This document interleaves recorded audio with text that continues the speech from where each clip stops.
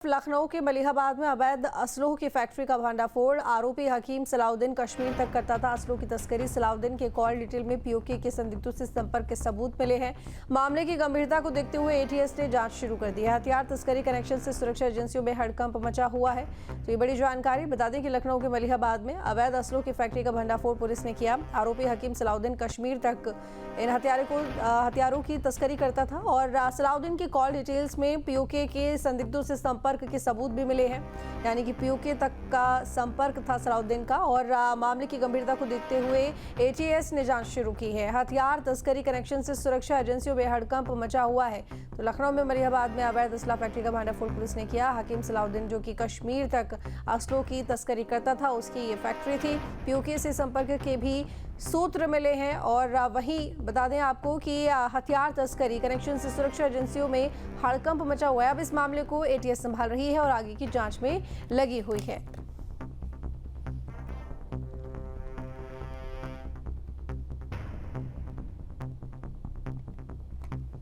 तो मामले की गंभीरता को देखते हुए एटीएस ने जांच शुरू कर दी है। लखनऊ के मलिहाबाद जहां पर अवैध असलों की फैक्ट्री का भंडाफोड़ पुलिस ने किया है। हथियार तस्करी कनेक्शन से सुरक्षा एजेंसियां पूरी तरह से चौकन्नी हो गई हैं। और वहीं हकीम सलाउद्दीन जो कि कश्मीर तक तस्करी करता था इन हथियारों की, और साथ ही पीओके से संपर्क के भी सबूत मिले हैं। वहां पर भी संदिग्धों से संपर्क के सबूत मिले हैं, जिसको लेकर पुलिस जांच में जुटी हुई है। एटीएस मामले की कमान संभाल रही है और जांच पड़ताल कर रही है। तो देखना होगा कि आखिर कहां तक सलाउद्दीन के जुड़े हुए हैं। निखिल हमारे साथ में जुड़ गए हैं। निखिल, देखिए मामला बहुत गंभीर है और बहुत बड़ा भी है। एक तो लखनऊ जहां के मलिहाबाद में यह अवैध फैक्ट्री चल रही थी, और दूसरी बड़ी बात यह कि कनेक्शन ना सिर्फ कश्मीर तक बल्कि पीओके तक।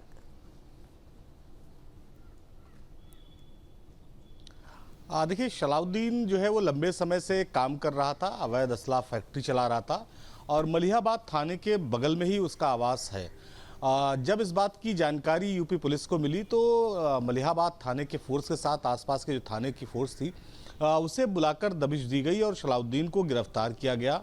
उसके घर से असलहे का जखीरा बरामद हुआ, बड़ी संख्या में कारतूस बरामद हुए।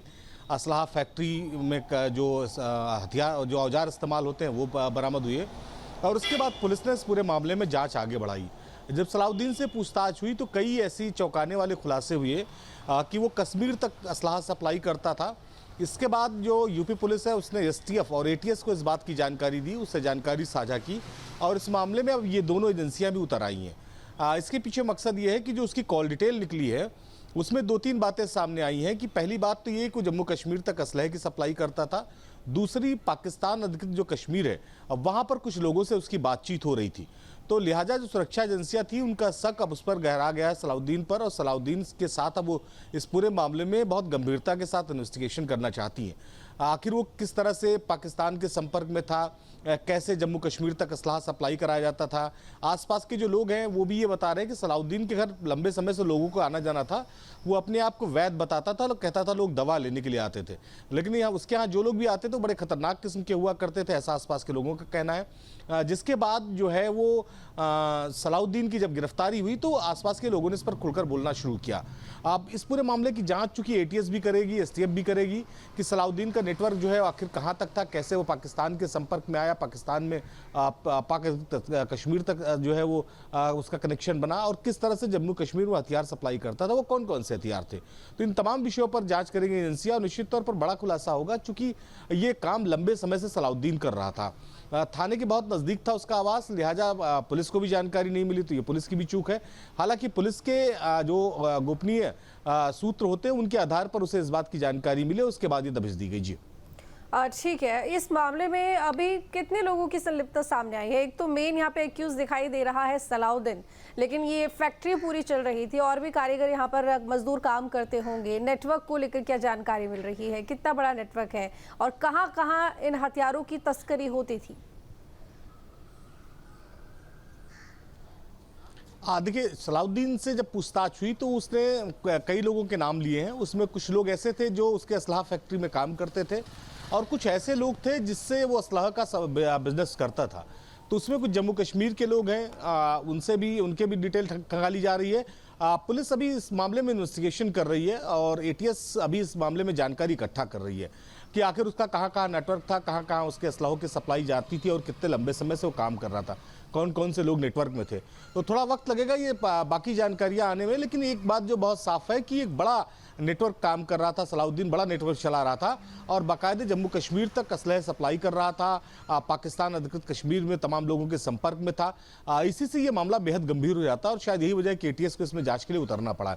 तो अभी थोड़ा वक्त लगेगा पूरी डिटेल्स आने में, लेकिन एक बात बहुत साफ है कि उसके संपर्क पाकिस्तान अधिकृत कश्मीर तक थे और दूसरा जम्मू कश्मीर तक वो असलहों की सप्लाई करता था। जी ठीक है, और इसके साथ ही ये भी जानना चाहूँगी कि जब पुलिस ने छापेमार कार्रवाई की, जाहिर तौर पर जब इन्फॉर्मेशन मिली होगी तो पुलिस उस जगह पहुंची होगी जहां ये अवैध फैक्ट्री चल रही थी, तो वहां उस वक्त कितने लोग मिले थे और सलाउद्दीन की गिरफ्तारी कहां से हुई? फैक्ट्री से ही हुई?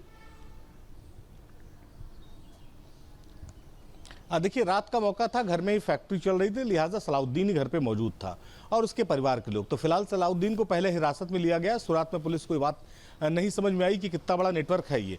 जब उसकी कॉल डिटेल निकली तब उसमें चौंकाने वाले खुलासे हुए। उसके बाद पुलिस इस मामले में और गंभीरता से जांच करना शुरू कर दिया। आसपास के लोगों ने बताया कि उसके घर बहुत सारे लोगों का आना जाना रहता था। कई बार ऐसा होता था, कई लोग आके 10-10 दिन तक रुकते थे उसके घर पर, 10 से 15 दिन तक स्टे करते थे। और यही नहीं, रात में कुछ मशीनों की आवाज़ आती थी। तो एक बात पुलिस को समझ में आई कि मशीनों की आवाज़ का मतलब है असलाह फैक्ट्री में जो मशीनें चल रही थी उसकी आवाज़ होगी।